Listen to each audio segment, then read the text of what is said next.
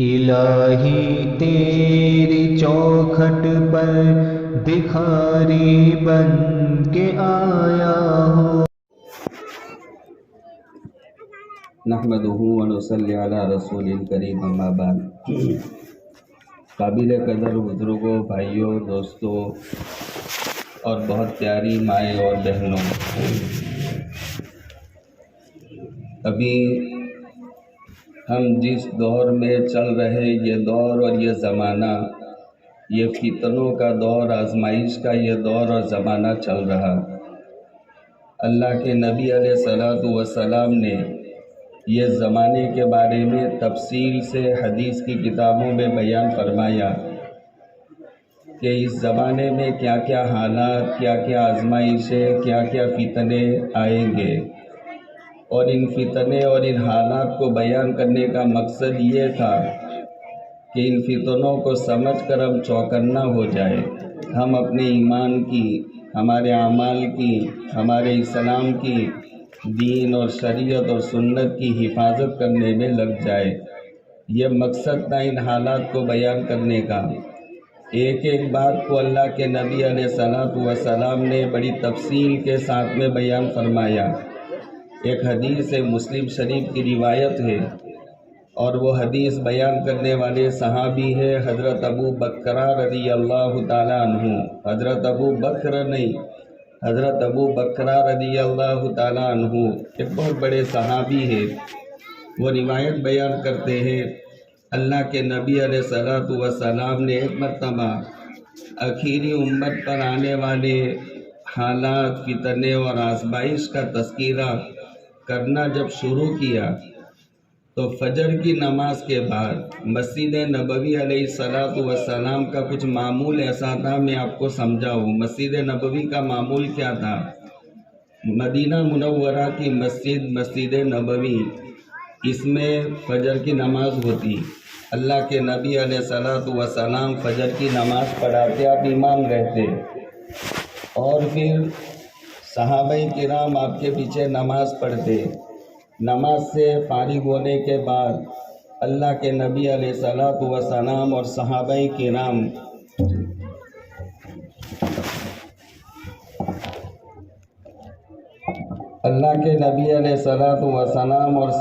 کرام اپنی اپنی جگہ میں بیٹھے رہتے اور اپنے انفرادی اعمال، کوئی ذکر کرتا، کوئی قرآن کی تلاوت کرتا، کوئی تسبیح پڑھتا، کوئی درود پڑھتا، اپنے اپنے اعمال میں لگے رہتے، یہاں تک کہ اشراق کی نماز کا وقت ہوتا۔ اشراق کی نماز کا جب وقت ہوتا تو اشراق کی نماز سارے مسجد والے ادا کرتے۔ اس کے بعد میں اس وقت کا جو ناشتہ ہوتا، آپ علیہ الصلوۃ والسلام کے زمانے میں جو ناشتہ ہوتا، وہ ناشتہ ایک بہت بڑے کڑاوے میں تیار کیا جاتا، جو کڑاوے کا نام حدیث پاک میں دیا گیا ہے گرہ۔ وہ گرہ بہت بڑا کڑاوا تھا جس کو 4 آدمی اٹھا کر کے لاتے، مسجد نبوی کے صحن میں رکھ دیا جاتا۔ جتنے موجود لوگ ہوتے مدینہ پاک کی مسجد میں، وہ سارے اس کے ارد گرد بیٹھ کر کے ناشتہ فرماتے۔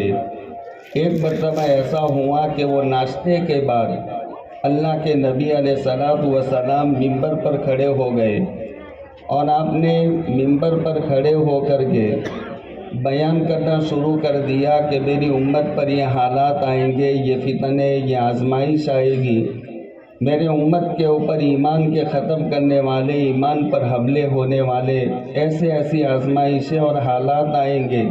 آپ بیان کرتے رہے یہاں تک کہ ظہر کی نماز کا وقت آ گیا۔ اتنا لمبا آپ نے یہ بیان دیا، صرف حالات اور فتنوں کا بیان کیا۔ ظہر کی نماز کا وقت ہوا، اذان دینے والے نے اذان دی، اذان پڑھی، آقا ممبر سے نیچے تشریف لائے اور آپ نے ظہر کی نماز پڑھائی۔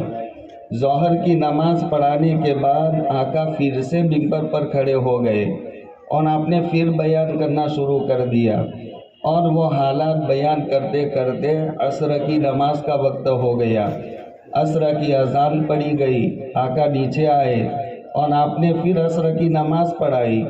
عصر کی نماز پڑھانے کے بعد پھر آقا ممبر پر تشریف فرما ہوئے اور آقا نے پھر وہ حالات بیان کرنا شروع کر دیے۔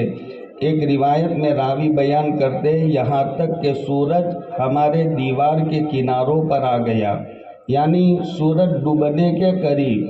فجر کی نماز کے بعد سے لے کر کے سورج کے غروب ہونے تک اللہ کے نبی علیہ السلام نے امت پر آنے والے حالات اور فتنوں کو بیان کیا۔ یہ دور میں ہم چل رہے۔ ایک راوی بیان کرتے حفیظہ من حفیظہ ونسیہ من نسیہ۔ اتنی لمبی چوڑی تقریر کس کو یاد رہے؟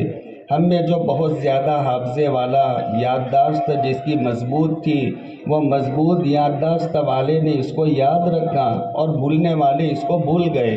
ایک صحابی بیان کرتے عالمونا احفظونا، ہم میں سے جو زیادہ یاد رکھنے والا وہ ہم میں سے اچھا عالم کہا جاتا تھا کہ یہ سب سے بڑا عالم، کہ یہ سارے حالات کو، ساری باتوں کو جو آپ نے بیان فرمایا یہ سب اس کو یاد ہے۔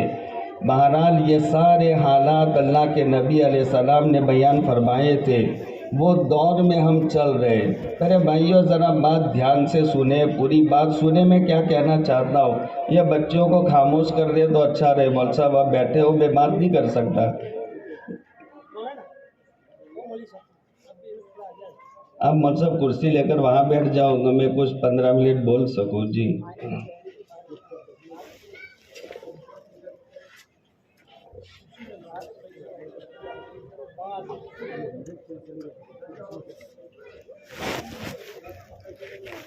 دیکھیے، سنیے پیارے بھائیوں، سنیے۔ تو یہ حالات آپ نے جو بیان فرمائے تھے اس وجہ سے کہ ان حالات کو ہم سمجھے اور سمجھ کر کے ہم اپنے ایمان کی، اپنے اعمال کی، اپنے اسلام کی ہم حفاظت کرنے میں لگ جائے، ہمارے بیوی بچوں کی، ہمارے نسلوں کی حفاظت میں ہم لگ جائے۔ ابھی کے جو حالات تھے اس میں ایک بات آقا نے یہ بھی بیان فرمائی تھی، یصبح مؤمنا ویمسی کافرا۔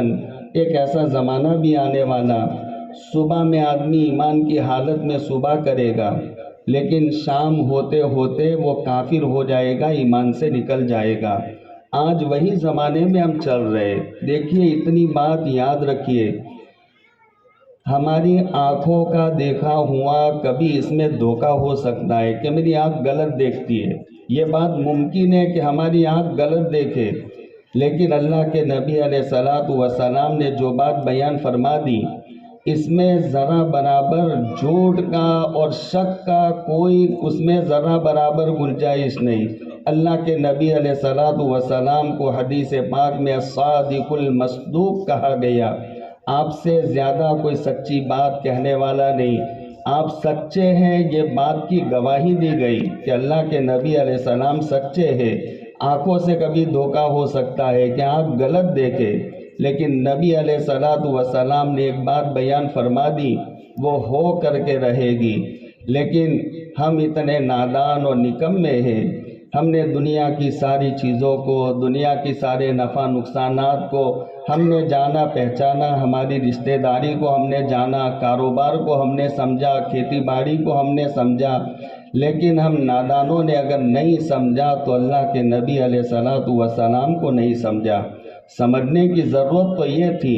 ابھی جو نعت خواں مولانا نعت پڑھ رہے تھے اس میں یہی بات بتائی گئی، انہوں نے یہی جملہ کہا، اللہ کے نبی علیہ الصلوۃ والسلام ہادی کامل بنا کر کے بھیجے گئے۔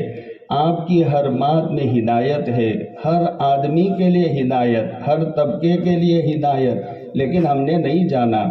روایات میں جو واقعات بیان کیے گئے اللہ کے نبی علیہ الصلوۃ والسلام کے، یہ واقعات کو سمجھتے اور جانتے ہوئے یہ سمجھ میں آتا ہے ہم سے زیادہ ان درختوں نے اللہ کے نبی علیہ السلام کو پہچانا تھا۔ میں تو صرف ایک دعویٰ کرتا ہوں محبت کا کہ میں اللہ کے نبی علیہ الصلوۃ والسلام سے محبت کرتا ہوں، لیکن دعوے سے کیا ہوتا ہے؟ محبت وہ قبول ہوگی کہ جس سے محبت کا ہم دعویٰ کریں، جس سے محبت کا دعویٰ اس کی بات پر ہم چلے، اس کے مطابق ہماری عملی زندگی ہو، وہ نبی جیسے ہم کو ہدایت دے، جو طریقہ بتلائے وہ طریقے پر اگر میری زندگی ہے تو مجھے آقا سے محبت ہے، ورنہ تو صرف میرے زبانی دعوے ہیں۔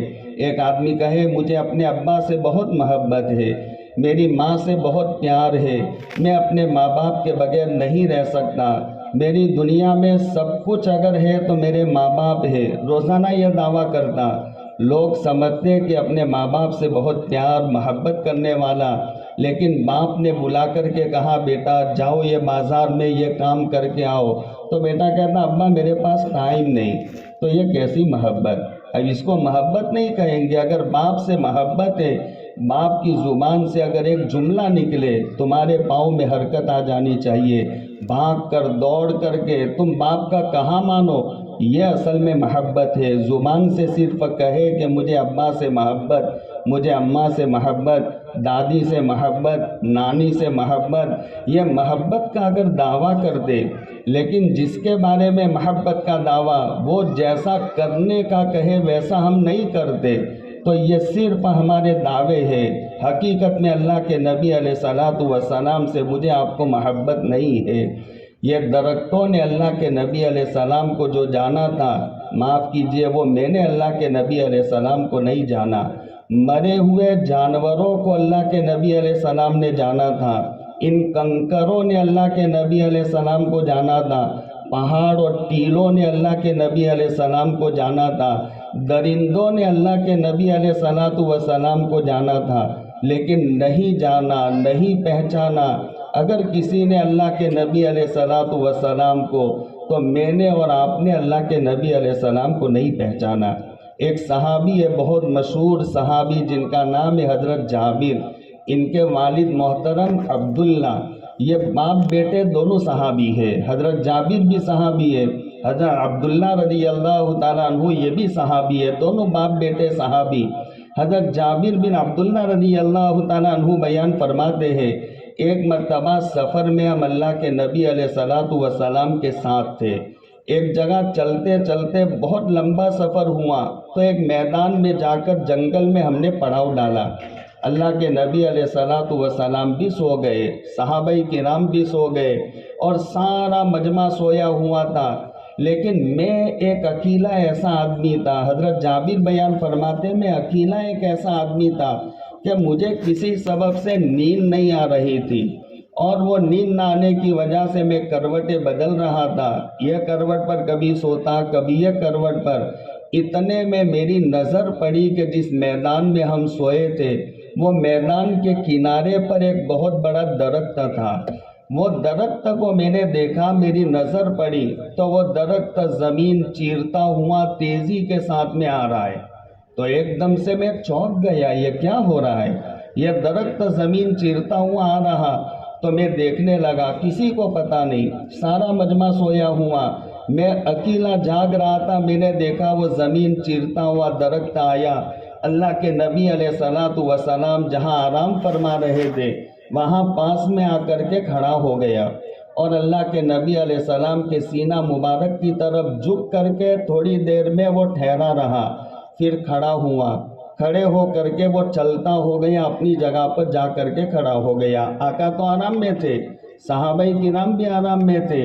ایک صحابی نے یہ واقعہ خالی حضرت جابر بن عبداللہ نے دیکھا، تو جب اللہ کے نبی علیہ السلام نیند سے بیدار ہوئے تو حضرت جابر کہتے میں دوڑا دوڑا آقا کی خدمت میں گیا، اور آپ کی خدمت میں جا کر کے میں نے پورا واقعہ سنایا کہ آقا میں نے آج تو عجیب واقعہ دیکھا، یہ درخت اس انداز سے دوڑتا ہوا آیا، آپ کے پاس آ کر کھڑا ہو گیا اور آپ کی طرف جھکا رہا تھوڑی دیر، اور جھک کر کے وہ واپس چلا گیا۔ یہ واقعہ سن کر اللہ کے نبی علیہ السلام مسکرائے، اور آقا مسکرا کر فرمانے لگے کہ میرے صحابی تم ٹھیک کہہ رہے ہو، یہ وہ درخت تھا۔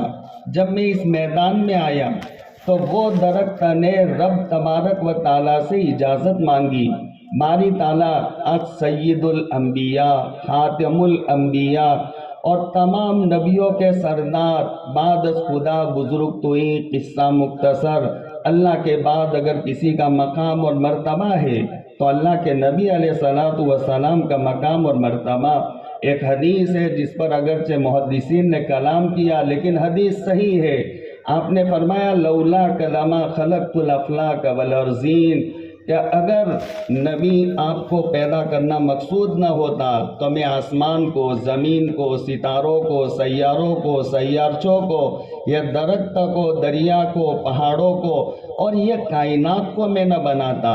آپ کو پیدا کرنا مقصود تھا، اس کی وجہ سے میں نے ساری کائنات کو بیان فرمایا۔ خلقت انا وآدم بین الماء والطین، آقا بیان فرماتے میرے پیدا کرنے کا اللہ پاک نے فیصلہ فرما دیا تھا کہ نبی آخر الزماں کو میں پیدا کروں گا۔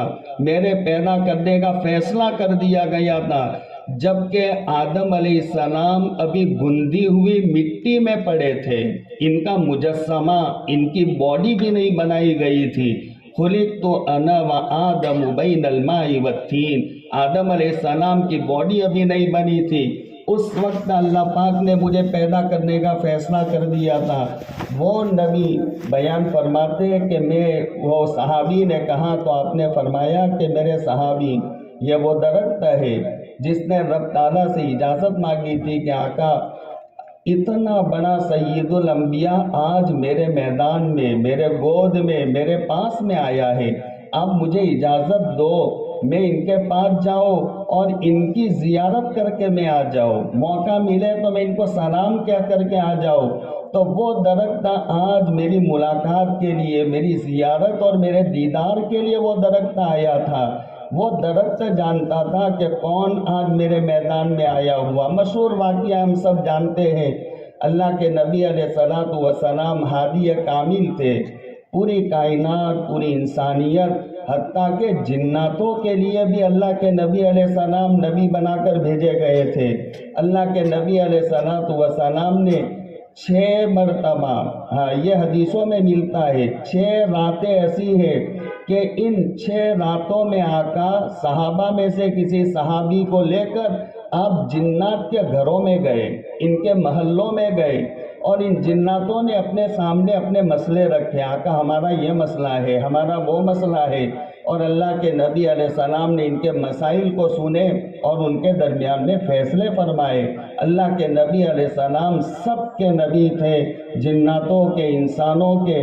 تو یہودی اس وقت میں اللہ کے نبی علیہ السلام کے بڑے کٹر دشمن تھے۔ ایک یہودی آیا، آپ کے سامنے آ کر کھڑا ہو گیا، کہنے لگا آپ وہ محمد عربی؟ کہا جی۔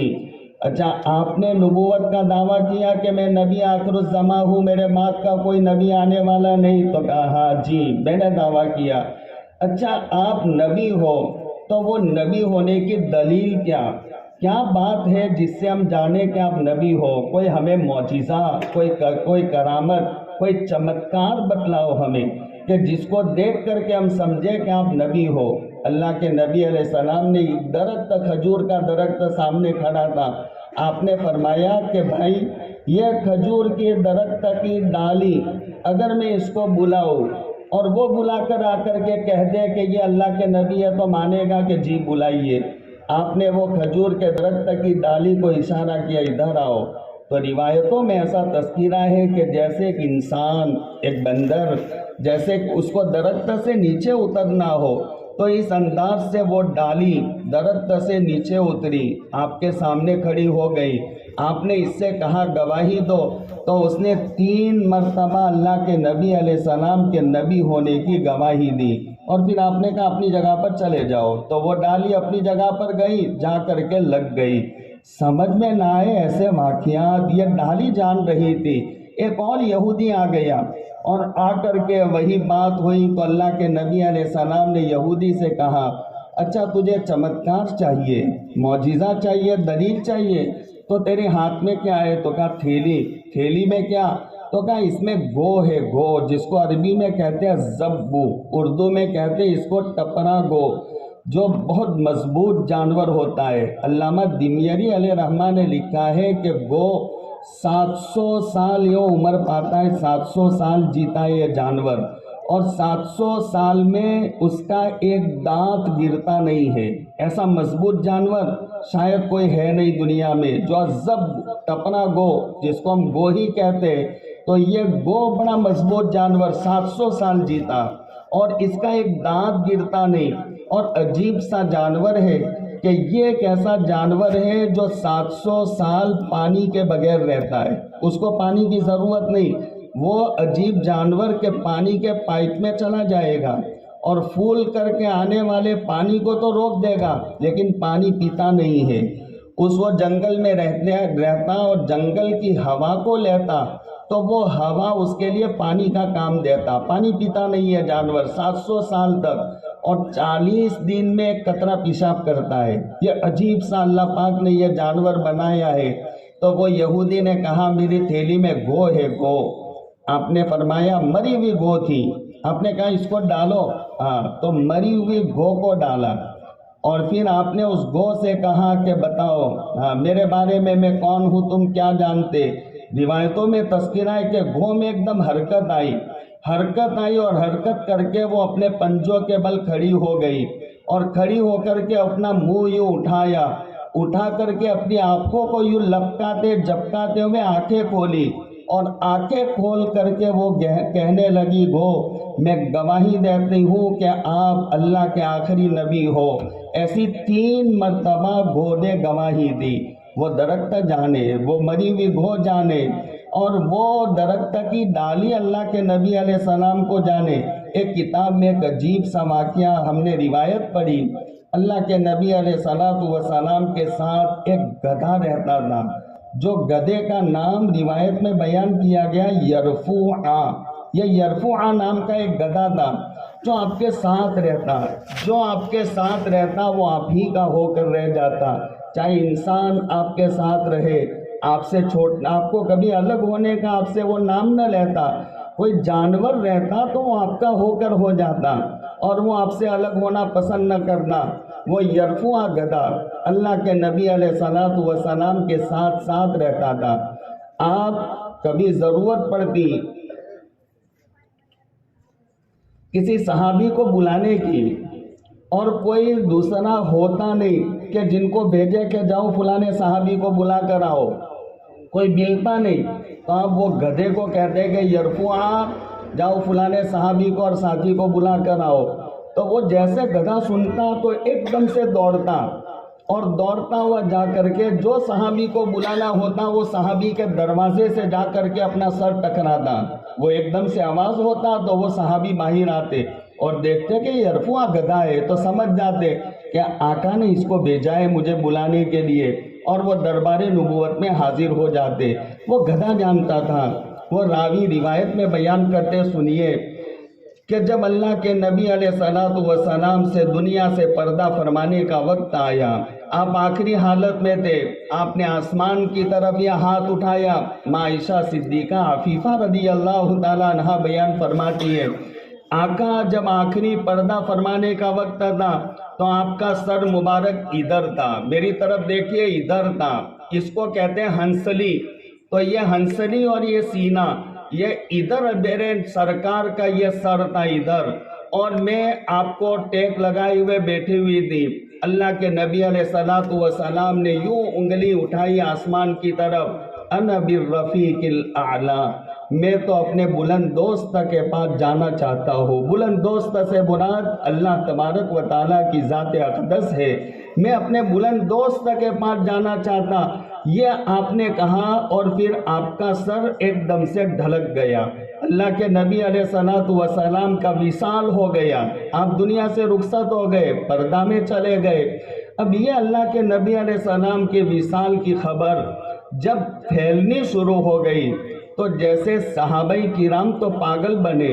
ایک صحابی رضی اللہ تعالیٰ عنہ ہے، وہ حضرت صحابی ایک درخت پر چڑھے ہوئے تھے اور ان کو کسی نے آ کر کے خبر دی کہ سرکار اب ہمارے درمیان میں نہ رہے، تو وہاں درخت پر بیٹھے بیٹھے انہوں نے یہ ہاتھ اٹھا کر دعا مانگی، اللہم اذہب بصری حتی لا ارا بعد حبیبی احدا، اے اللہ میری آنکھوں کو چھین لے، ابھی میں آنکھیں لے کر کیا کروں گا، میں آنکھیں رکھ کر کیا کروں گا، جن آنکھوں سے میرے نبی کا دیدار نہ ہو تو یہ آنکھیں لے کر کیا کروں گا، میری آنکھوں کو چھین لے، مجھے نابینا کر دے۔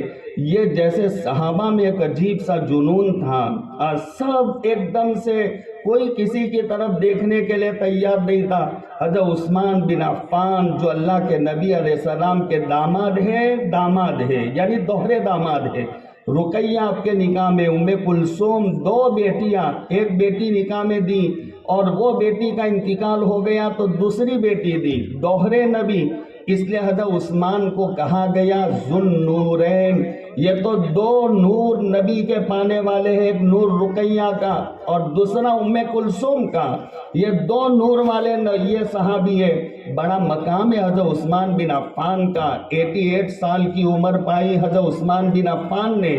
حضرت ابوبکر صدیق اللہ کے نبی علیہ السلام سے چھوٹے تھے، اتنے چھوٹے تھے جتنے اللہ کے نبی علیہ السلام کے بعد دنیا میں زندہ رہے، اتنے چھوٹے تھے، اور 63 سال کی عمر میں ان کا وصال ہو گیا۔ حضرت ابوبکر صدیق بھی دنیا سے چلے گئے۔ حضرت عمر فاروق اللہ کے نبی علیہ السلام سے اتنے چھوٹے تھے جتنے آپ کے بعد زندہ رہے، اور وہ بھی 63 سال کی عمر میں دنیا سے رخصت ہو گئے۔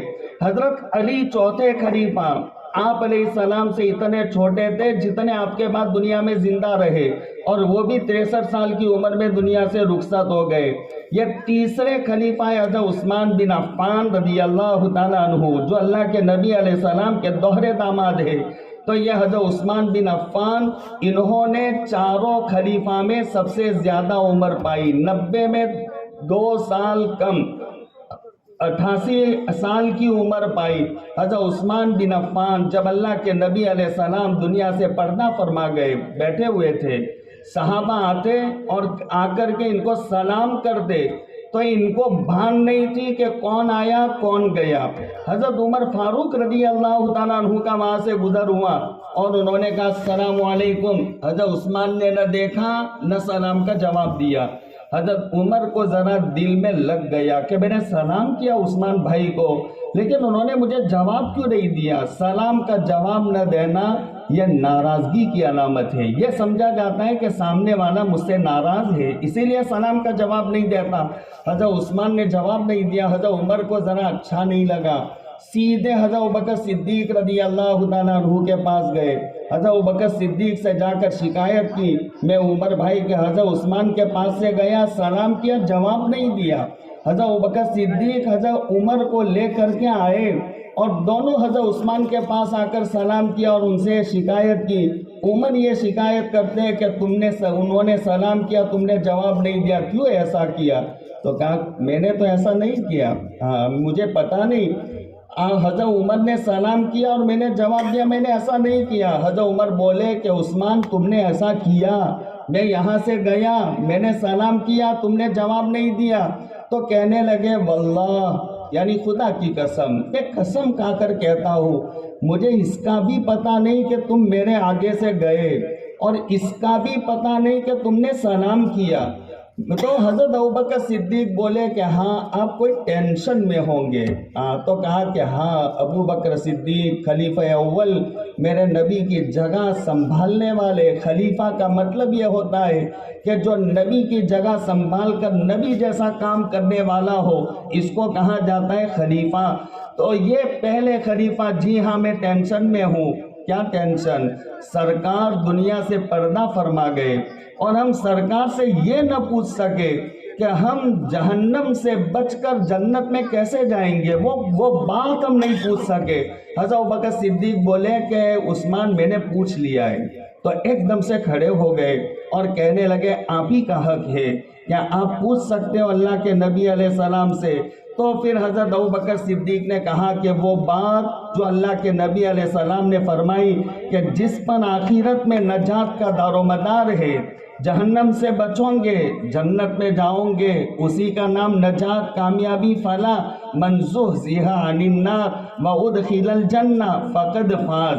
جہنم سے بچاؤ ہو جائے، جنت میں انٹری مل جائے۔ قرآن کہتا ہے اصل نجات، کامیابی، فلاح تو اسی کا نام ہے۔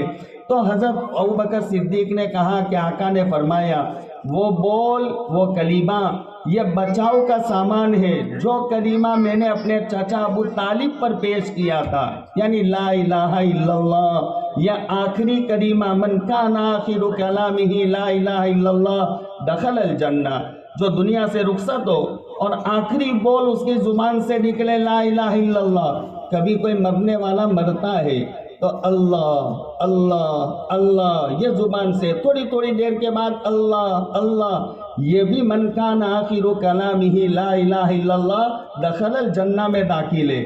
یا اللہ کے بول کے ساتھ اے اللہ، بہت سے ایسے اللہ کو یاد کرنے کا طریقہ الگ الگ رہتا، تو یہ اللہ اللہ کہتا ہو اور دنیا سے رخصت ہو جائے، آخری بول اس کا اچھا ہے، وہ آخرت میں نجات پائے گا۔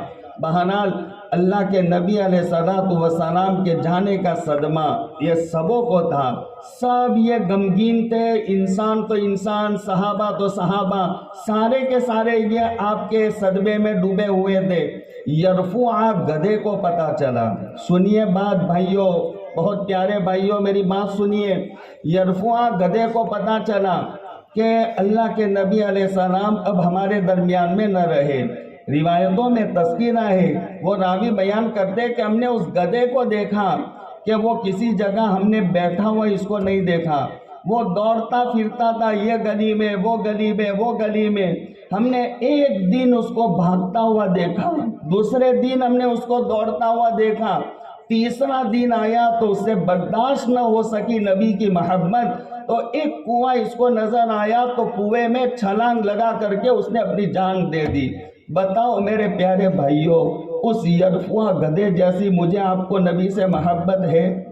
جس نے نبی کے نام پر اپنی جان کی پرواہ نہیں کی، نبی کی محبت میں وہ دنیا میں جی نہیں سکا، 3 دن تک کھائے پیے بغیر مدینہ کی گلیوں میں وہ گھومتا رہا، لیکن سرکار اس کو نظر بھی آئے، رہا نہیں گیا اس سے، تو اس نے چھلانگ لگا کر اپنے کنویں میں جا کر اپنی جان دے دی۔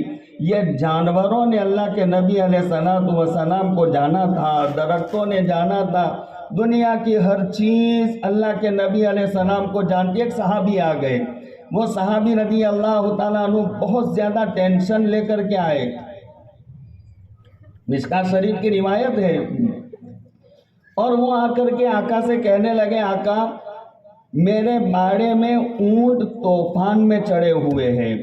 اونٹ بڑا مضبوط جانور ہوتا ہے اور منوں کا وزن وہ لے کر کے چلتا ہے، اس کو پتہ بھی نہیں ہوتا، آرام کے ساتھ میں وہ منوں کا وزن لے کر کے وہ چلتا رہتا۔ اب یہ جانور جو بڑا مضبوط ڈیل ڈولی والا جانور ہے، ایک لات مارے تو ہم ٹھکانے لگ جائے، ایسا مضبوط جانور، اور وہ جب طوفان میں چڑھے، سردی کے اور ٹھنڈی کے زمانے میں عام طور پر یہ جانور طوفان میں چڑھتا ہے، تو باڑے میں بہت سارے اونٹ ہوتے، تو وہ باڑے کے اونٹ طوفان میں چڑھے ہیں، کنٹرول میں نہیں ہو رہے، تو وہ دوڑے دوڑے اللہ کے نبی علیہ السلام کے پاس آئے اور آ کر کہنے لگے، آقا میرے باڑے میں عجیب کوہرام قیامت قائم ہے اور طوفان میں چڑھے ہوئے اونٹ، کیا کروں میں؟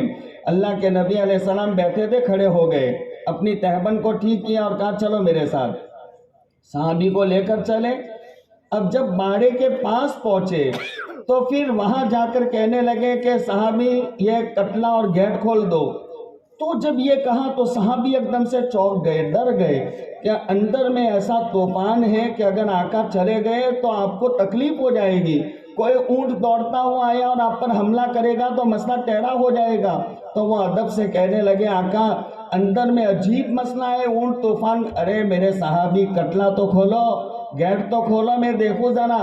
اور جب کتلا کھولا گیا تو جیسے کلاس میں بچے مستی دھمال میں ہوتے، اور جب ان کا معلم استاد اور ٹیچر آ جائے تو اس کے ساتھ سارے اپنی اپنی سیٹوں پر بیٹھ جاتے، اپنی کتاب کو لے کر، اپنی قلم سلیٹ کو لے کر سہمے ہوئے ڈرے ہوئے ایک دم اپنی اپنی سیٹوں پر بیٹھ جاتے۔ ایسے روایت میں تذکرہ ہے جیسے اونٹوں نے اللہ کے نبی علیہ السلام کو دیکھا تو جو جہاں تھا وہاں پر ایک دم سے رک گیا اور سب پر سناٹا چھا گیا۔ آپ نے ایک اونٹ کو پکڑا اور اس کو پکڑ کر وہ صحابی کو دیا، کہا کہ صحابی لو اس کے ناک میں رسی ڈال دو۔ دوسرا اونٹ پکڑا اور کہا کہ لو پکڑو اس کے ناک میں رسی ڈال دو۔ تیسرے کو پکڑا، کہا لو اس کے ناک میں رسی ڈال دو۔ کس نے بتایا تھا کہ نبی ہے؟ یہ اونٹ کو کس نے بتایا تھا کہ نبی ہے؟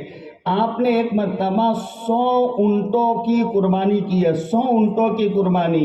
آپ ایک جگہ پر کھڑے تھے قربانی کرنے کے لیے، اونٹ کی قربانی کا طریقہ الگ ہوتا، نہر جس کو کہتے، تو وہ طریقہ الگ ہوتا، تو وہ آپ ایک جگہ کھڑے تھے، اب ہمیں ایک جانور کو ذبح کرنا ہوتا، ایک جانور کو ذبح، بکرا ہی ہم ذبح کرتے ہیں، ہاں چھوٹا جانور، لیکن اس کو ذبح کرنے کے لیے مستقل میٹنگیں ہوتی ہے۔ ارے اس کو کہاں ذبح کرنا، کیسے ذبح، کون ذبح کرے گا، کیسے اس کو گرائیں گے، کیسے اس کو لٹائیں گے، یہ مشورے ہوتے ہیں بکرے کو ذبح کرنے کے لیے۔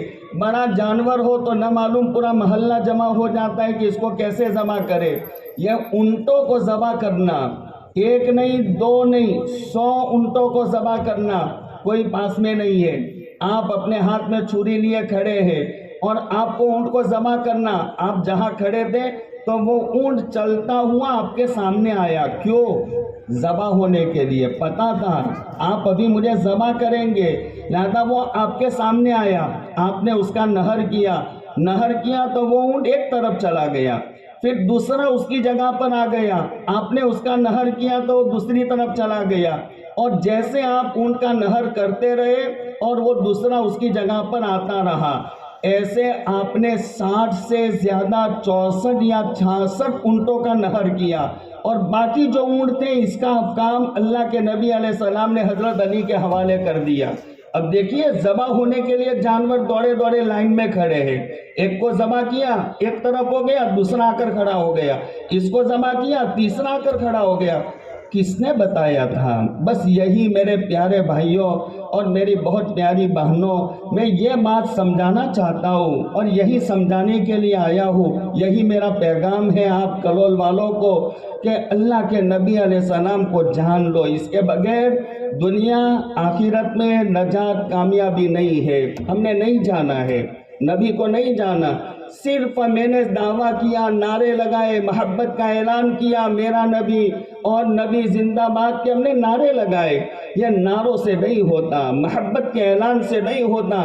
میرا سرکار جو کہے اس کے مطابق اپنی زندگی کو ڈھالو، اس کے مطابق اپنی زندگی کو لاؤ، اسی کا نام حقیقی محبت۔ میں نے مثال دی کہ باپ سے ہم کہتے رہے کہ محبت ہے، باپ سے محبت ہے، محبت ہے، لیکن باپ کہے بیٹا ایسا کرو، دکان میں اتنے بجے دکان کھول دو، اتنے بجے بند کر دو، بیچ میں تم چھٹی نہ مت کرو، اور یہ ہفتے سے ہفتہ مکمل دکان کھلی رکھو، تم بازار میں آتے وقت یہ کام کرو۔ ابا جی یہ تو مجھ سے نہیں ہوگا، تو یہ کیسی محبت؟ یہ صرف زبانی محبت، یہ دعویٰ ہے محبت نے۔ اگر باپ سے محبت ہوتی تو جیسے باپ کہتا ویسا وہ کرتا۔ اس لیے میرے پیارے بھائیوں، نبی سے محبت، اس کے بغیر ہمیں کوئی دنیا میں کچھ حاصل نہیں ہوگا۔ وہ نبی کی آج بھی ضرورت ہے، اور نبی کی قبر میں جائے گا جب ضرورت ہوگی۔ وہ نبی کے میدان حشر جو ملک شام میں قائم ہوگا، ہاں ملک شام میں آقا نے بیان فرمایا کہ میں اپنے روزے مبارک میں آرام کر رہا ہوں، نبی اپنے روزے میں آرام کر رہے، حیات کے ساتھ، زندگی کے ساتھ، میں اپنے روزے میں آرام کر رہا، سال ہا سال بیت گئے، 1400 سال سے اوپر کا عرصہ ہوا۔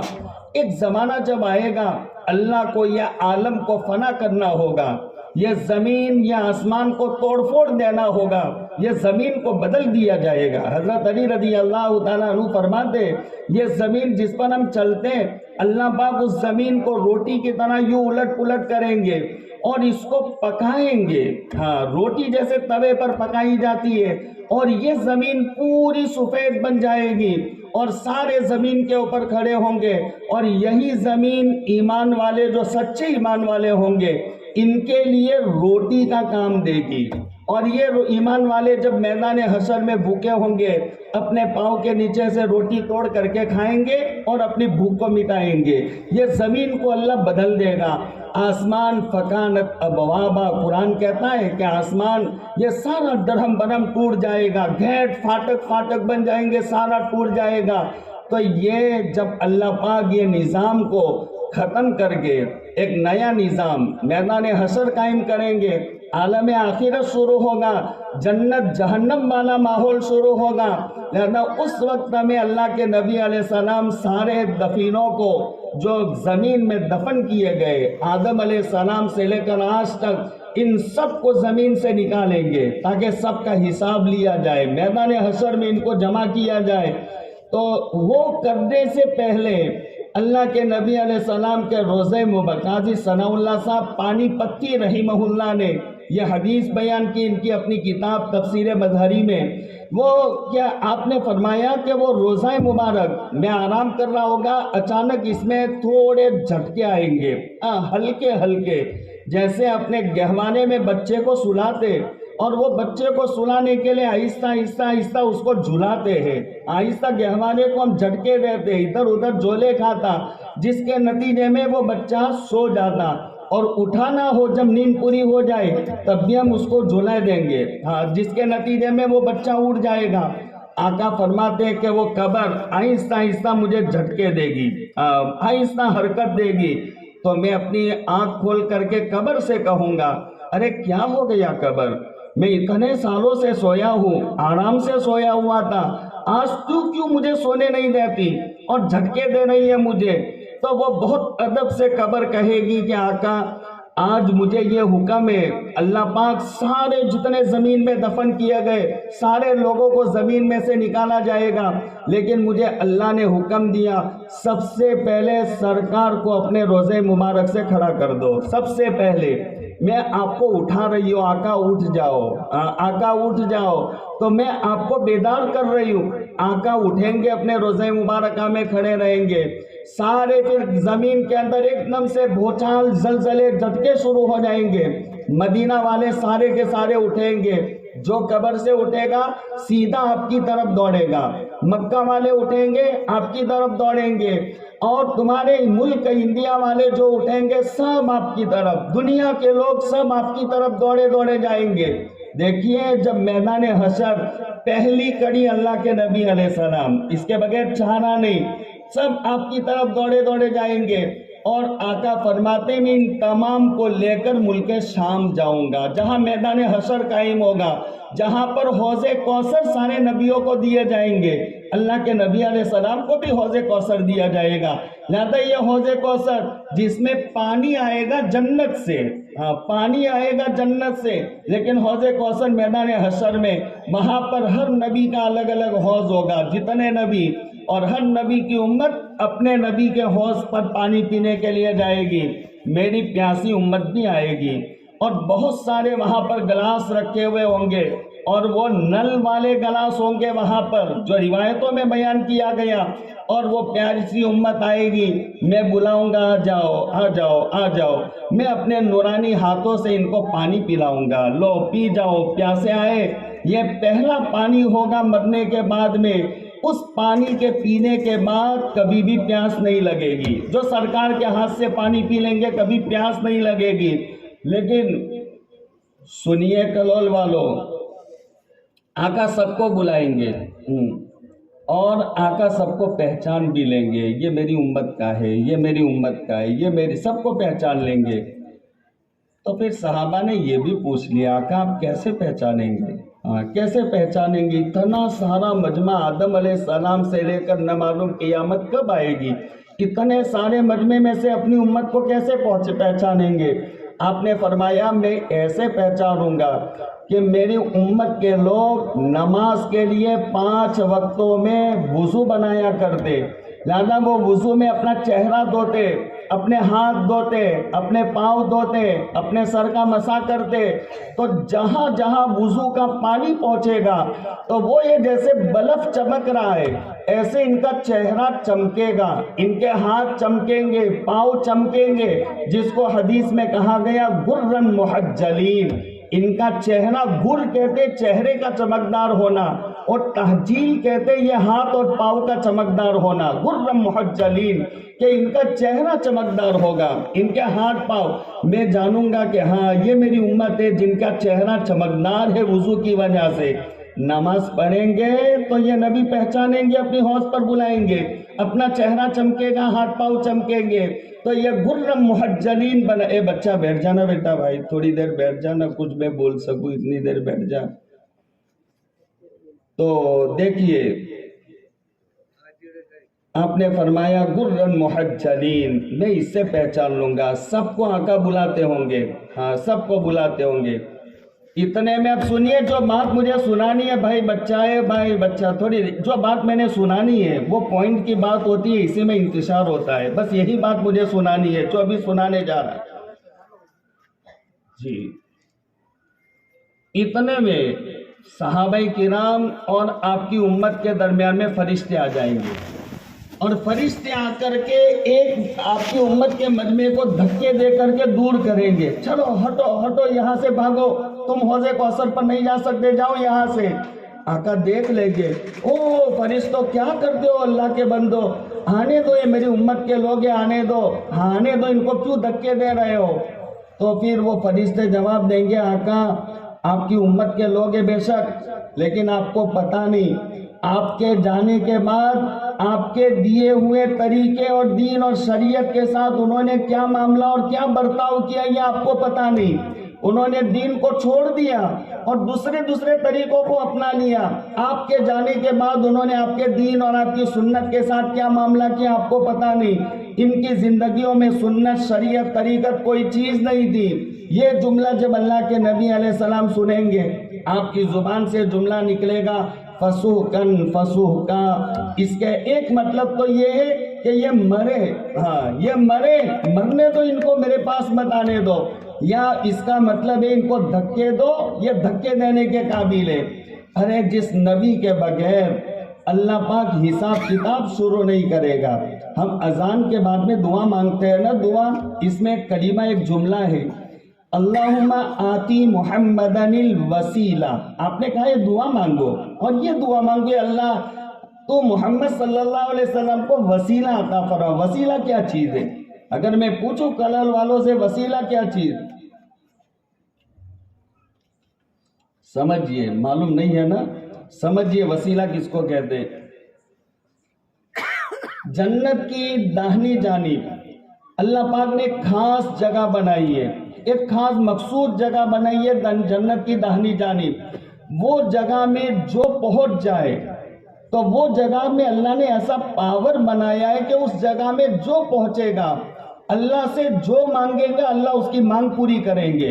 आपने फरमाया उस जगह में मेरे अलावा दूसरा कोई नहीं पहुंचेगा, इसलिए तुम ये दुआ मांगो अल्लाह वो वसीला जगह में तुम मोहम्मद को पहुंचा दे, ताकि मैं वहां पहुंचूं और तुम्हारे लिए वहां जाकर के मैं कुछ मांग सकूं। ये वसीला जगह, उस जगह में आका ने फरमाया मैं पहुंचूंगा, मेरे अलावा कोई नहीं पहुंचेगा, मैं सजदा करूंगा, और सजदा में इतना लंबा सजदा करके अल्लाह की हम्दो सना तारीफ बयान करूंगा। वो तारीफ के कलिमात में अभी नहीं बता सकता। आका ने फरमाया कि कैसे मैं अल्लाह की तारीफ बयान करूंगा, वहां जाकर अल्लाह मेरे दिल में डालेगा कि तुम ऐसे तारीफ करो, तो मैं अल्लाह की तारीफ करूंगा। अल्लाह तारीफ के नतीजे में खुश हो जाएंगे, खुश होकर फरमाएंगे या मोहम्मद इरफानासक वसल तूता वशफा तुशफ़ा।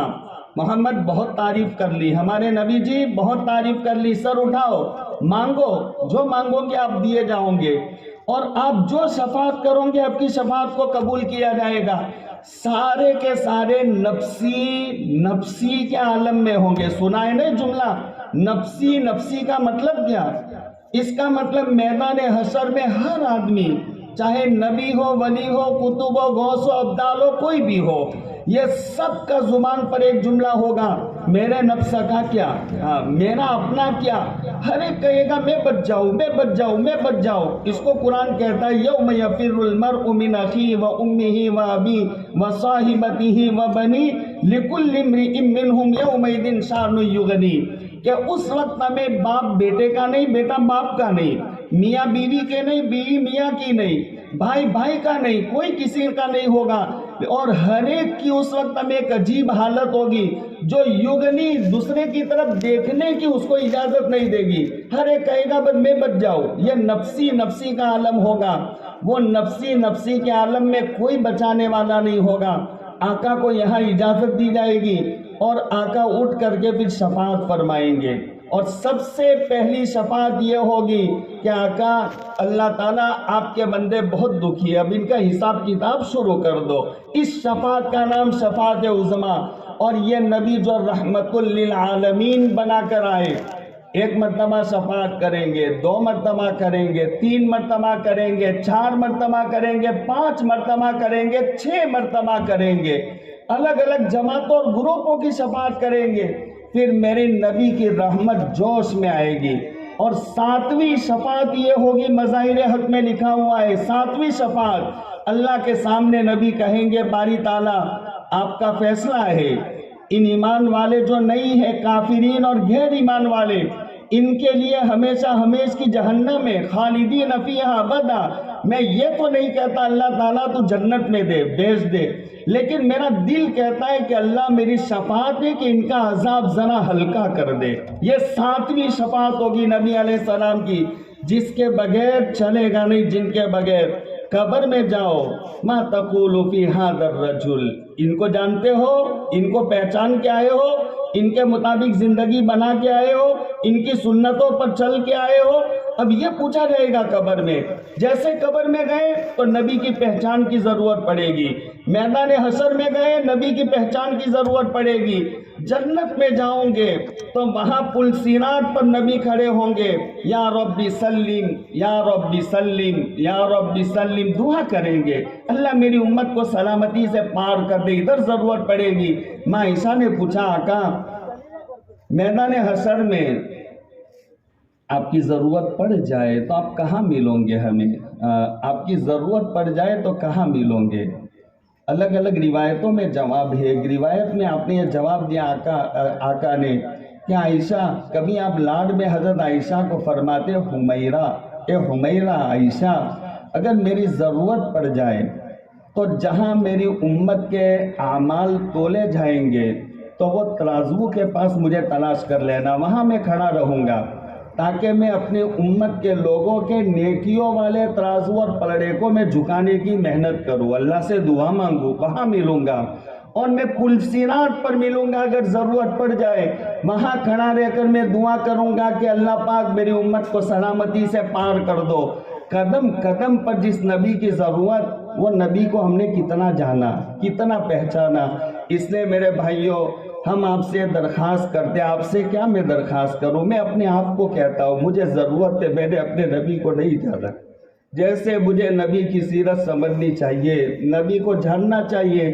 حق تو اور سچ تو یہ ہے کہ میں نے ایسے نبی کو نہیں جانا، میں نے نبی کو ایسا نہیں پہچانا۔ ضرورت ہے ہر نبی کے مقام کو ہم جانیں، نبی کو پہچانے، نبی کی محبت دل میں پیدا کرے۔ جس دن نبی کی محبت دل میں پیدا ہوگی، یقین جانیے ان جلسوں کی ضرورت نہیں پڑے گی، یقین جانیے کبھی کسی کو کہنے کی ضرورت نہیں پڑے گی کہ آپ نماز کے لیے آ جاؤ، نہیں ضرورت پڑے گی رمضان کے روزے رکھو، نہیں ضرورت پڑے گی کہنے کی آپ پر حج فرض ہو گیا، نہیں ضرورت پڑے گی آپ زکوٰۃ نکالو، نہیں ضرورت پڑے گی آپ پر قربانی واجب ہے۔ جس دن نبی کی محبت دل میں پیدا ہو گئی، وہ محبت مجھے مجبور کرے گی مسجد تک جائے گی، ان ماں بہنوں کو مجبور کرے گی اپنے چہروں کو چھپانے پر۔ مجھے نبی کی محبت ہے، بے پردہ نہیں رہ سکتی۔ رات کے اندھیرے میں کالی رات میں جہاں یہ بلب اور یہ روشنی اور بلب کا اور لائٹوں کا انتظام نہیں تھا، ایسے اندھیرے میں فرشتہ پردے کی آیت لے کر آیا ہے۔ اجالے میں بہت سارے احکام آئے ہیں، لیکن پردے کی آیت رات کے اندھیرے میں آئی ہے۔ اللہ کے نبی علیہ الصلوۃ والسلام نے کسی کو نہیں بتایا، اپنے گھر کی حرم مستورات کے سامنے تذکرہ ہوا، لیکن راتوں رات ایسی ہوا پھیل گئی مدینہ میں کہ اس وقت فجر کی نماز کے وقت میں جو عورتیں اپنے گھروں سے نکلتی، صحابی بیان کر دے، ہم نے ایک عورت کو نہیں دیکھا کہ وہ بغیر چادر میں لپٹی ہوئی نکلی ہو۔ یہ نبی کی سے محبت کی بات، نبی نے کہہ دیا پردہ کرو، نبی پر اللہ کا حکم آ گیا۔ وہ میری بہن، وہ میری ماں جو نبی سے محبت کرے گی، وہ کبھی کھلے سر نہیں گھومے گی، کھلے چہرہ نہیں گھومے گی۔ میرے سرکار نے منع کیا ہے، میرا سرکار اس کو پسند نہیں کرتا، یہ نبی کی محبت ہے۔ جس دن مجھے محبت ہو جائے گی، میں مسجد کے کونے کو پکڑ کر بیٹھ جاؤں گا، میری زبان پر درود ہوگا، میری زبان پر استغفار ہوگا، اللہ بڑا نکبہ ہو، بڑا کبیرہ ہو، میری زندگی غفلتوں میں کوتاہیوں میں گزر گئی، اے اللہ تو غفار ہے، ستار ہے، تواب ہے، رحمان ہے، کریم ہے، اے اللہ تو اکرم الاکرمین، ارحم الراحمین، اے اللہ تو اس گنہگار بندے کو معاف کر دے۔ زبان پر استغفار ہوگا، اپنی پچھلی زندگی میں یاد کروں گا جس دن نبی کی محبت آئے گی۔ गुनाह करने की हिम्मत नहीं होगी, हम हिम्मत नहीं होगी, गुनाह करने की तरफ तबीयत नहीं चलेंगे। इन आंखें खुली होने के बावजूद आंखों पर पर्दे पड़े होंगे, हाँ सामने औरतों का नाच चलता होगा, लेकिन नबी की मोहब्बत होगी, ये आंखें डरेगी, मैं इन औरतों को नहीं देख सकता, मेरा नबी पसंद नहीं करता। और औरतों को हिम्मत नहीं होगी, नबी की मोहब्बत दिल में पैदा होगी, औरतों को हिम्मत नहीं होगी वो गलत अपनी नजरों को घुमाए फिरे। ये नबी की मोहब्बत का मतलब है। आप बताइए, हम सब अपने दिल की तरफ तवज्जो करें और देखें, क्या मुझे नबी की ऐसी मोहब्बत है कि सिर्फ मेरी जुबान पर ऐसे दावे हैं? इसलिए मेरे भाइयों, बहुत प्यारे भाइयों, बहुत कीमती भाइयों, देखिए हम अपने को भी जाने, अपने को भी जाने। अल्लाह के नबी अलैहिस्सलाम एक मरतबा बैतुल्लाह शरीफ का तवाफ फरमा रहे थे। मजमा में बड़ा अजीबो गरीब मजमा था, रोम का सुहेब भी था, हबशा का बिलाल भी था और फारिस का सलमान भी था। मुख्तलिफ मुल्कों के और मुख्तलिफ जुबानों वाला मजमा था और वो बैतुल्लाह शरीफ का बहुत मोहब्बत से तवाफ कर रहे थे। अल्लाह के नबी अलैहिस्सलाम ने नज़ारा देखा तो आपके दिल में एक बात आई कि वाह रे वाह, अल्लाह पाक ने बैतुल्लाह को क्या मकाम दिया है, क्या मर्तबा दिया है, कैसे लोग आशिक बन करके बैतुल्लाह का तवाफ करते जा रहे हैं और कितना प्यार है बैतुल्लाह से। ये आपके दिल में ख्याल आया, आका तवाफ करते करते रुक गए। सुनो सुनो, दिल के कानों से ये बात को सुनो। आका वहां रुक गए और रुक करके बैतुल्लाह से कहा, है बैतुल्लाह सुन, तेरे मकाम का क्या कहना, तेरे मर्तबे और अजमत का क्या कहना, अल्लाह ने तुझे क्या मकाम और मर्तबा दिया है। देख तुझसे लोग कितने मोहब्बत और प्यार करते, लेकिन ए बैतुल्लाह सुन, मेरे अल्लाह के निगाह में तुझसे कई गुना ज्यादा एक ईमान वाले का मकाम और मर्तबा है। ए बैतुल्लाह सुन, तुझसे कई गुना ज्यादा अल्लाह की निगाह में एक ईमान वाले का मकाम और मर्तबा है, वो कीमती हम है। ला तक़ूमु अस्साअ व हत्ता युक़ाल फिल अर्दी अल्लाह अल्लाह। पूरी जमीन लोगों से भरी हुई होगी, अल्लाह सूरज सितारे और ये निज़ाम को चलाता रहेगा। सिर्फ एक आदमी होगा जो ये कहता होगा मेरा अल्लाह, बस मेरा अल्लाह जो करे, एक आदमी।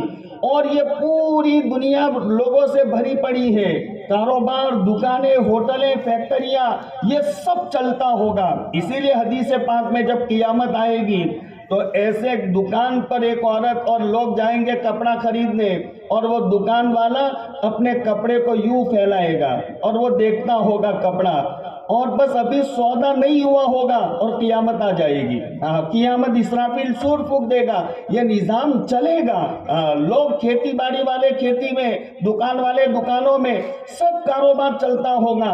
सिर्फ एक ईमान वाला दुनिया में होगा और वो ईमान वाला दुनिया से चला गया तो अरबों की और खरबों की तादाद में जमीन में लोग होंगे, लेकिन अल्लाह को उनकी जरूरत नहीं है। जब एक अल्लाह का नाम लेने वाला चला गया, कोई बाकी नहीं बचा।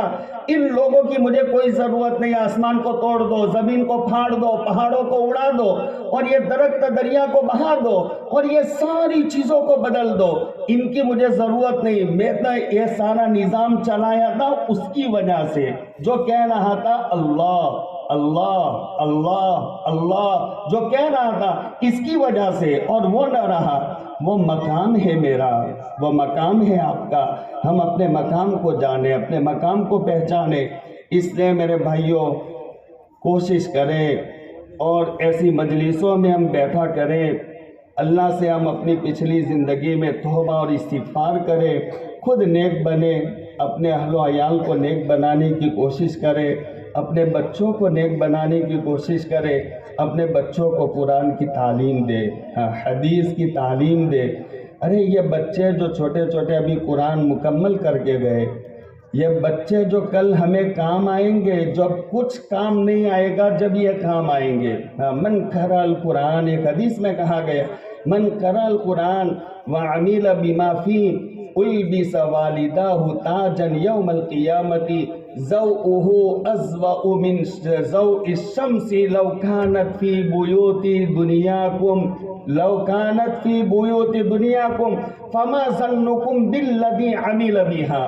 کہ جو آدمی قرآن پڑھے اور اپنی عملی زندگی بنائے، حافظ بننے کی بات نہیں، قرآن پڑھے اور اپنی زندگی قرآن والی بنائے، یعنی جو نبی نے کہا اس کے مطابق زندگی بنائے، ایسے کہ والدین کو کل قیامت کے دن جنت میں ایک تاج پہنایا جائے گا، باپ کو بھی اور ماں کو بھی۔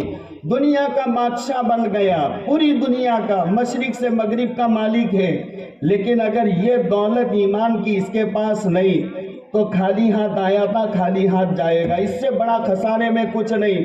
زندگی بھر فقیری میں، کلاشی میں، تنگ دستی میں گئی، لیکن بچوں کو قرآن کی تعلیم پڑھائی، بچوں کو حدیثیں پڑھائی، بچوں کو مسنون دعائیں سکھلائی، اسلامی مزاج بنایا، اسلامی حلیہ اس کا بنایا، اسلام کے مطابق اس کی زندگی بنائی۔ اب وہ بچے کو تو اللہ پاک دیں گے جو حدیث میں کہا گیا، لیکن اس کے والدین کو ایسا تاج پہنایا جائے گا جو تاج کی چمک سورج کی چمک سے کئی گنا زیادہ ہوگی۔ اگر آخرت کا تاج چاہیے اپنے بچوں کو قرآن کی تعلیم پڑھاؤ۔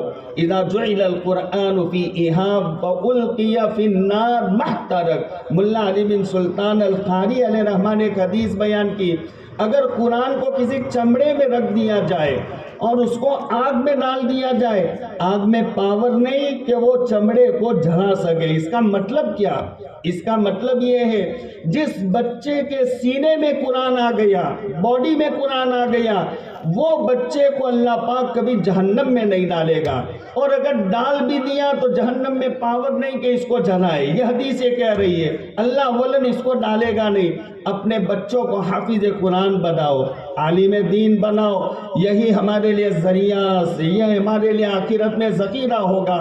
اذا مات ابن آدم انقطع عنہ عملہ الا من ثلاث، من صدقۃ جاریۃ او علم ينتفع به او ولد صالح يدعو له، قالہ ابو داؤد۔ یہ ابو داؤد شریف کی روایت ہے، آقا نے فرمایا کہ جب انسان مر جاتا تو زندگی کے سارے اعمال بند ہو جائیں گے، اب نماز پڑھے گا نہیں ثواب نہیں ملے گا، روزے رکھے گا نہیں ثواب نہیں ملے گا، جو اعمال کرتا تھا بند ہو گئے، ثواب نہیں ملے گا۔ لیکن 3 کام ایسے ہیں کہ مرنے کے بعد بھی اس کا ثواب پہنچتا رہے گا۔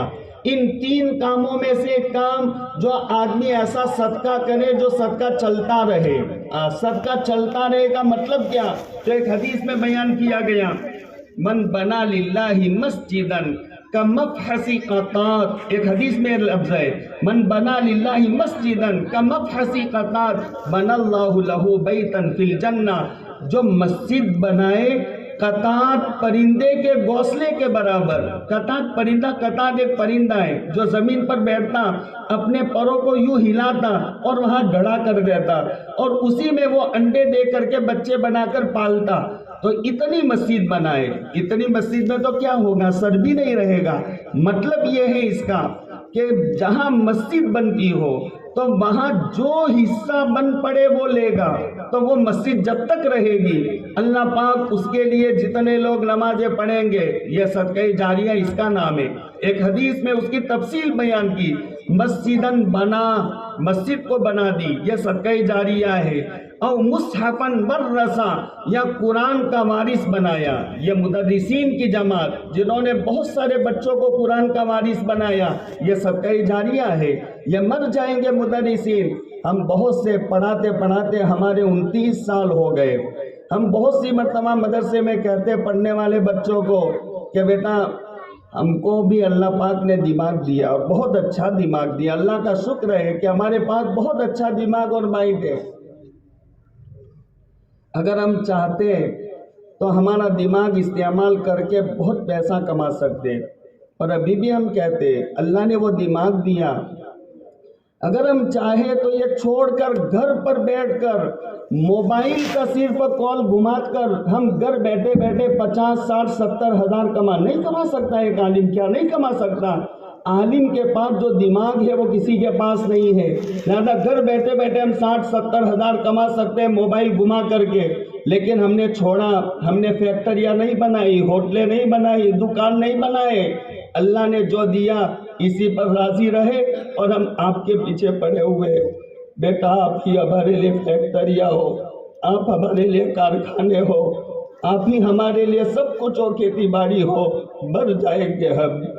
जब जिंदगी पूरी हो जाएगी, आमार उम्मती बैन सित्तीन व सबीन, मेरी उम्मत की उम्र है 60-70 साल के दरमियान।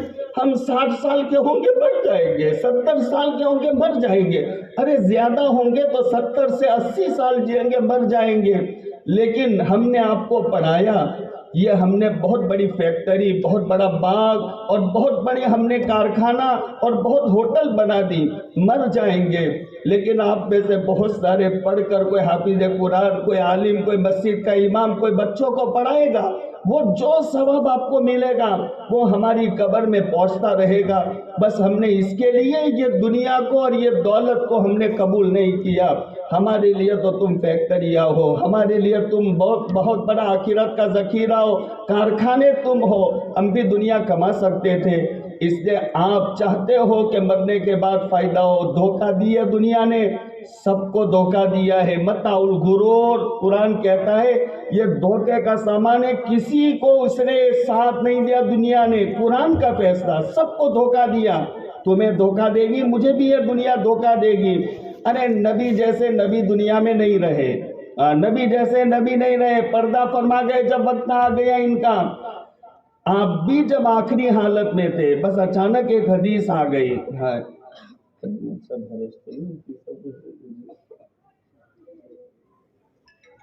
ठीक, अब आखिरी वक्त, आप दुनिया से छोड़ने का, पर्दा फरमाने का आखिरी वक्त था। आका जिस कमरे में आराम फरमा रहे थे, सुनिए ये हदीस, बहुत प्यारी हदीस है, सुनिए, याद रखिए इसको।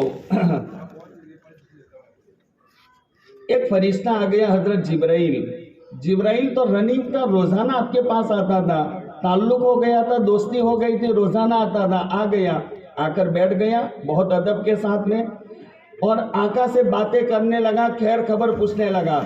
इतने में एक दूसरा फरिश्ता आया, और दूसरे फरिश्ते ने आकर के दरवाजा खटखटाया। आका ने जिब्राइल से कहा, देखो भाई कौन है। तो जिब्राइल दौड़े भागे और दरवाजा खोला और कहा कि आका मलकुल मौत है। आपने कहा बुला लो। हाँ, वो आए और फिर आपने खैरियत पूछी कि आ गए भाई? तो कहा नहीं आका अभी तो नहीं आया, आपका वक्त नहीं आया, मैं सिर्फ आपकी खैरियत पूछने के लिए आया हूँ, आपकी यादत के लिए आया हूँ, अभी आपको लेने नहीं आया। इतने में तीसरे फरिश्ते ने दस्तक दी, तो आपने कहा कि कौन है? जिब्राइल, जाओ बुलाओ। तो इनको अंदर बुलाया, वो आकर के बैठ गए अदब से। आका बराबर देख रहे, इनको बराबर देख रहे, लेकिन पहचानने में नहीं आते। तो आपने जिब्राइल से पूछा कि जिब्राइल, ये फरिश्ते को मैंने कभी देखा नहीं, कौन है, जरा इसके पहचान कराओ, तारुफ कराओ। तो आपने जो तारुफ कराया, आपने कहा कि आका ये चौथे आसमान का फरिश्ता है, इसका नाम है इस्माइल, उसके हाथ के नीचे 1 लाख फरिश्ते काम करते और हर फरिश्ते के हाथ के नीचे 1-1 लाख काम करते। बात समझ में आई भाई? अरे कलोल वाले, बात समझ में आई? ये फरिश्ता चौथे आसमान का जिसका नाम है इस्माइल, उसके हाथ के नीचे 1 लाख फरिश्ते काम करते और हर फरिश्ते के हाथ के नीचे 1-1 लाख काम करने वाले। ये इतना मशगूल और बिजी फरिश्ता कि आज से पहले कभी जमीन पर उतरा नहीं और आज के बाद कभी जमीन पर उतरेगा भी नहीं।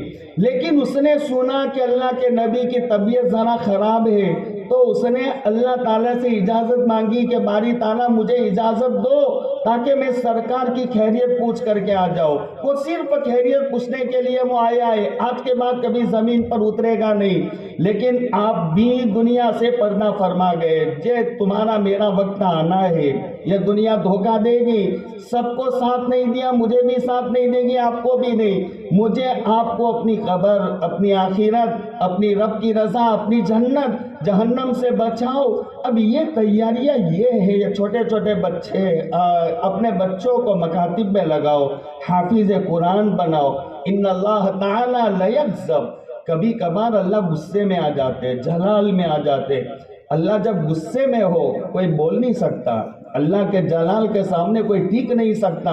लाना फतुसल्लिमुल मलाइकतु लिग़ज़बी, अल्लाह के गुस्से को देखकर मलाइका अपने परों को फर फर हिलाने लगेंगे और थर थर कांपने लगेंगे। इतने में फैज़ा नज़र इला हवलतिल कुरान तमलउ रिज़ा, इतने में अल्लाह की नज़र एक कुरान पढ़ने वाले पर पड़ जाएगी, कुरान समझने वाले पर, कुरान अपने सीने में महफूज रखने वाले पर पड़ जाएगी। तो वो आलिम, वो हाफिज, वो कुरान पढ़ने समझने वाले को देखकर अल्लाह का गुस्सा एकदम से खुशी में बदल जाएगा। ये पावर है, ये बच्चे में पावर है जो कुरान पढ़ता है। ये इज़ा नज़र इला हमलतिल कुरान तमलउ रिज़ा, वो अल्लाह के गुस्से को रजामंदी और खुशी में बदल देगा। आज ये जो हम तलाश करते, कमाइए दुनिया, कमाना कोई बुरी बात नहीं, कमाइए दुनिया ज़रूरत की और अच्छी जगह खर्च किया। मन तलबत दुनिया हलालन व इस्तिअफाफन अनिल मसलती व सअयन अला अहलिही व तअत्तुफन अला जारिही जा यौमल क़ियामती व वजहुहु कल क़मरि लैलतल बदरी व मन तलबत दुनिया मुफाखिरन मुकासिरन मुराइयन लक़ियल्लाह व हुवा अलैहि ग़ज़बान। हदीस में कहा गया दुनिया तलब करो नेक नियति से तो ये भी सवाब मिलेगा। हाँ, नेक नियति से दुनिया तलब करो। ऐसे बैठे हुए थे आका, सहाबा भी बैठे हुए थे, इतने में एक नौजवान सहाबी वहां से गुजरे। इनका गुजर हुआ, सब सहाबा ने देखा, आका ने भी देखा। नौजवान को देखकर सहाबा के दिल में ख्याल पैदा हुआ जो जुबान पर आ गया।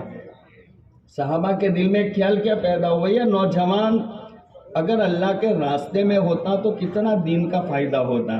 तो जुबान पर आ गया, लौ काना हाजा फी सबीलिल्लाह, काश ये नौजवान फलम्मा रअौ बिजिल्दिही व निशाती, ये हदीस के पहले अल्फाज है कि जब सहाबा ने इस नौजवान की नौजवानी और पहलवानी को देखा तो दिल में ख्याल आया, लौ काना हाजा फी सबीलिल्लाह, काश ये अल्लाह के रास्ते में होता, कितना दीन का फायदा होता। आका ने सुन लिया तो आपने साहबा से फरमाया, सुनो मैं आपको समझाता हूँ अल्लाह का रास्ता सुनो।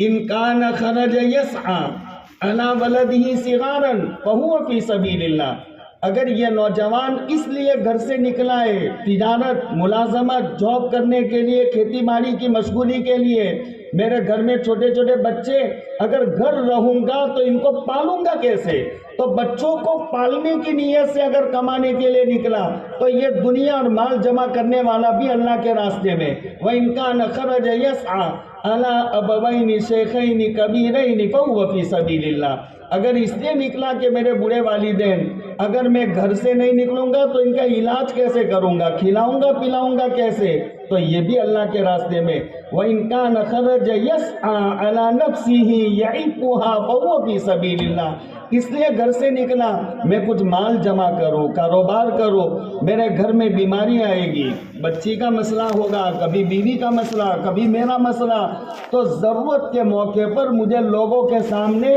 मांगना न पड़े, भीख न मांगनी पड़े, इसलिए अगर वो माल जमा करने के लिए फहुवा फी सबीलिल्लाह, वो भी अल्लाह के रास्ते में। माल जमा करो नेक नियति से, अल्लाह के रास्ते में हो, कोई बुरी बात नहीं है, लेकिन इसमें इतने मशगूल न हो जाओ, सरकार के तरीकों को छोड़ दिया जाए, नबी की सुन्नतों को पसे पुश्ता डाल दिया जाए, इतने मशगूल अपने और अपने घर वाले और अपने बच्चों पर नज़र रखो, इस्लामी तालीम दो इनको, इस्लामी तालीम, नीयत है अपने अज़्म इरादे बुलंद रखो, मेरा बच्चा हाफिज़ कुरान बने, आलिम दीन बने, खादिम दीन बने। ये और उलमा जो अपने बच्चों को पढ़ाने वाले, आसान काम नहीं है।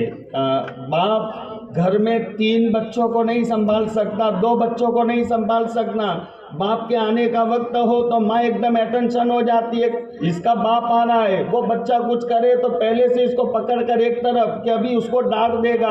अरे तू बाप बना है कि फिरौन बना है कि शद्दाद के कारून, जिस बाप के आने से घर में एकदम सन्नाटा छा जाए वो बाप नहीं है, उसको बाप बनने का तरीका सीखना चाहिए। बाप घर में आए, वो उसके चेहरे पर मुस्कान, बच्चे दौड़े दौड़े आए, उसके कंधे पे बैठ जाए, उसके गोद खेलने लगे और उसकी दाढ़ी खींचने लगे, और बाप सबके सरों पर हाथ फेरता जा रहा हो शफ़क़त से और सहला, तो इसका नाम है बाप। लिहाजा ये बाप क्या कह रहा था, फूल कह जो बात कह रहा था,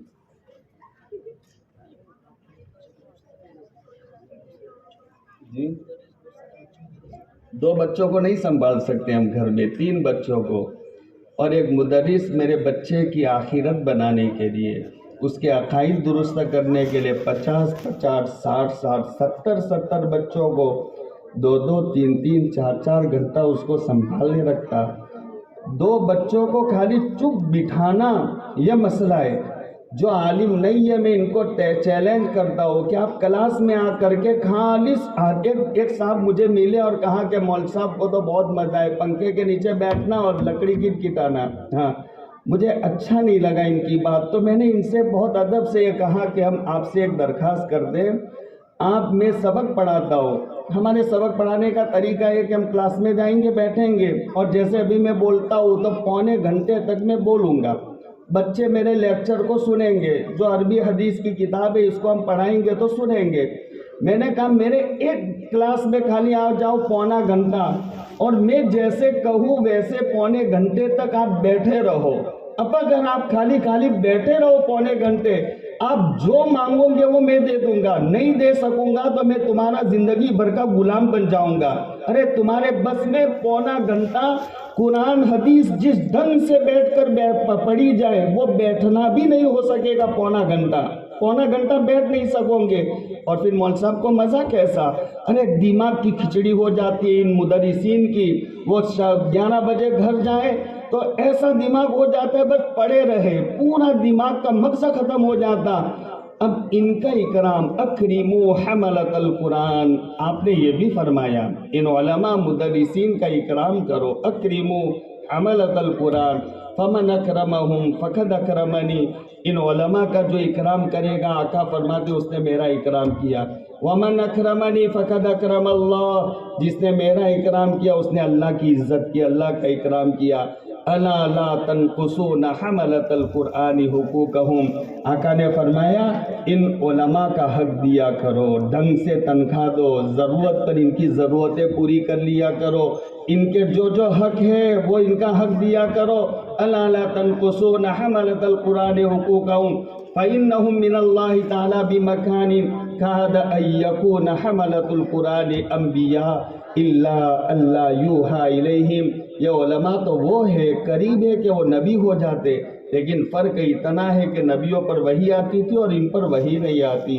خیر میرے بھائیوں، آپ کے کلول میں ہم پہلی مرتبہ آئے، بہت اچھا لگا، آپ لوگوں نے ہماری قدر کی بات کو سنا، آنے والے سارے بھائیوں کو، بہنوں کو اور یہ بہت سے معصوم بچوں کو سب کو اللہ قبول فرمائے، دینی دنیاوی ساری ضرورتیں اللہ پاک پوری فرمائے، اللہ پاک ہم سب کو کسی کا محتاج نہ رکھے، دین اور شریعت پر چلتے چلتے ہماری آخری وقت آ جائے، زبان پر اللہ کا بول ہو، اللہ کے پاس جانے کا شوق ہو، دل چاہتا ہو کہ اللہ کے پاس جائے اور ایسی طلب کے ساتھ میں ہماری موت آ جائے، اللہ کو یاد کرتے کرتے اللہ کے پاس جانے کا شوق اور موت آ جائے، ایسے ہماری موت اللہ زندگی گزارنے کی ہم سب کو توفیق عطا فرمائے، شریعت اور سنت پر 100% ہمیں چلنے والا بنا دے۔ پھر آخر میں ہم نصیحت کرتے ہیں بھائیوں اور پیاری بہنوں، اپنے بچوں کو بہت شوق سے پڑھاؤ، بہت شوق سے پڑھاؤ، اپنے بچوں کو حافظ قرآن بناؤ، عالم دین بناؤ۔ ہمارے چھاپی میں بھی یہاں کے 6 بچے پڑھتے، بہت پیارے، ان کے ماں باپ یہاں بیٹھے ہو تو ہم کہتے ہیں ان کو، آپ یہ مت سمجھو کہ ان کے ماں باپ، وہ 6 بچے میرے ہیں۔ ہمارے مدرسے میں 800 سوا 800 بچے پڑھتے، ایک بچہ میرا بچہ ہے، ایک بچہ، جو پڑھنے والے بچوں سے ہم اپنے بچوں سے زیادہ پیار کرتے، یہ ہمارے بچے دنیا میں کام آئیں گے۔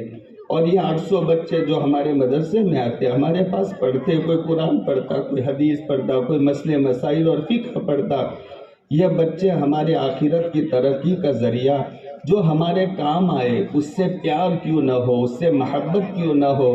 وہ 6 بچے جو کلول کے پڑھتے، ان کے ماہوں سے ہم کہتے ہیں کہ آپ فکر مت کرو، تم نے وہ بچے ان کے باپوں کے حوالے کیا، ہم ان کے باپ ہیں، ان کے بڑے بھائی ہیں، آپ کے بچوں کو ہم سنبھال لیں گے۔ بہت خوشی ہے، وہ 6 بچے پڑھ کر آئیں گے، 3 حافظ بن رہے، بہت سے، ایک بچہ چاروں تک پہنچا ہوا ہے، 2 سال میں وہ عالم بن کر کے آئے گا۔ بڑے مبارکباد کے قابل ہیں ان کے ماں باپ، بڑے خوش قسمت ہے جنہوں نے اپنے بچوں کو مکتب کی تعلیم مکمل کرائی، مدرسوں میں بھیجا۔ ہم کو مول صاحب نے پوری تفصیل بتائی، ایک بچہ کاکوسی پڑھتا ہے، ایک بچہ رتن پور پڑھتا ہے، 6 ادھر پڑھتے ہیں، 10 بچے کے قریب کچھ احمد آباد پڑھتے ہیں۔ بہت اچھی بات ہے، یہ شوق ہونا چاہیے۔ اللہ سارے ماں باپ کے دلوں میں ایسا شوق پیدا کرے کہ میرا بچہ حافظ قرآن ہو، گھر گھر میں حافظ ہونا چاہیے۔ میں اپنا سر زندگی پر زمین پر رگڑتا رہوں، میرے بالغ خالق کا شکر ادا کروں، قسم اللہ کی میں شکر ادا نہیں کر سکتا۔ اللہ نے مجھے 5 بچے دیے، ایک بچی دی ہے، 5 بچے میرے حافظ قرآن ہے۔ ایک بچہ جو آخری بچہ، 3 بچے میرے فارغ ہو گئے، چوتھا بچہ 2 سال کے بعد فارغ ہوگا، 5ویں نے اس سال یہ اپنا قرآن مکمل کر لیا۔ 5 بچے حافظ قرآن۔